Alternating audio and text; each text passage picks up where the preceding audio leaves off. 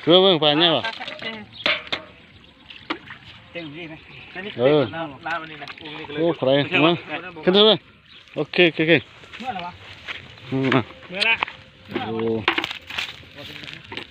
ใจเด้อปลาใหญ่อยู่โอ้ข้าวเลย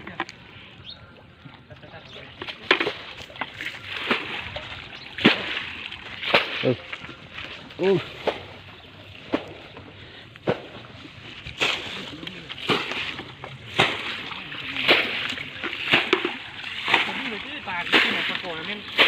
บ่แม่นปลาคอที่ตัวอันนี้ที่ตัวปลาขาวนี่แหละนั่นแม่น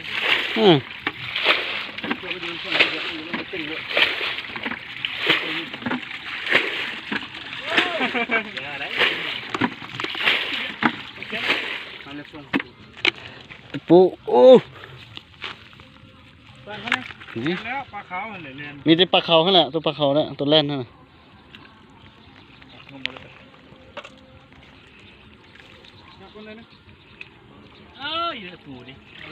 ได้แต่ปูกระปูโอ้ปูอ่ะ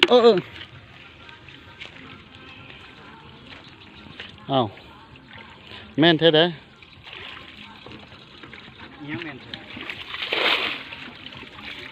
ปลาเมื่อกี้นะหอยนะเก็บหอยเอากินแต่หอยแหละ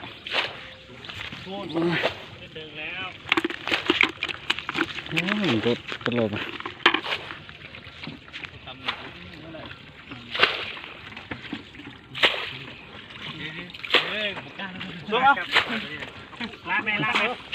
โอ้ย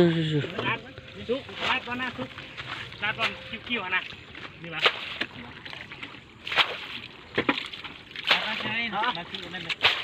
โอ้ทำน้องให้to tụi ơi cảnh trên nó cá cơ cảnh trên nào âu âu sảm tối ơi ô đây bà lấy ô này này ô đây lại lại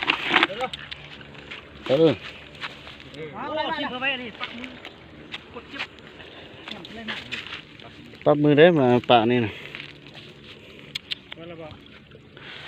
โอ้โหเด้อน้องกูเก็บเอาอยู่เถิงกูได้แค่คนป่าเลยปั๊บมือเก็บเด้อผ่านเด็ดป่าเอาไหมเห็นป่ะทุกนี่กระปูดูหูฮะเข้าหูเลยที่มุกถึงเฉยปอตัวนอโอ้ปลาโคตรโลเลยสิ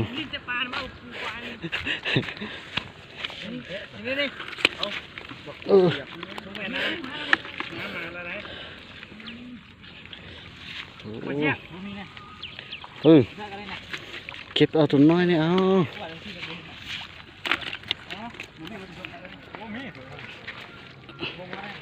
บ้า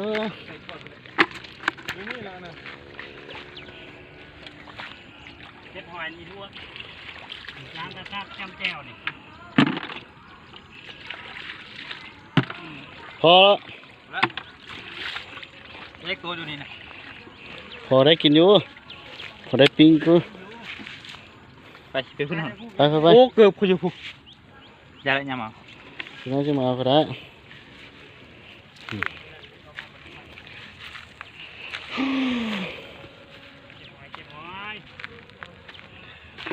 ปลาเม็ดธรรมชาติยูทูบเจ้าบ่นยูทูบเบอร์ยูทูบบี้คนติดตามทุกคนเลยวันนี้น่าหลายเห็นได้ป่ะชาลุ้นเลยมันใส่วันนี้ซาต่อวะเขาทำบุษราขอซาแล้ววะปล่อยลูกปล่อยลงก็ได้เลยโอ้แต่มันสูงมันนั้นสูงโบเลยเขาตันให้บอกเขากั้นไปให้ชาเขากั้นไปซื้อๆนี่อยู่วะนี่เลือกบอกโอเคถึงตัดทิ้งคนหลงแล้ว มีโคโลนะ เขาซ่าเลยนะบ่ใช่ไม่แม่นนะ บ่ว้าได้ปลา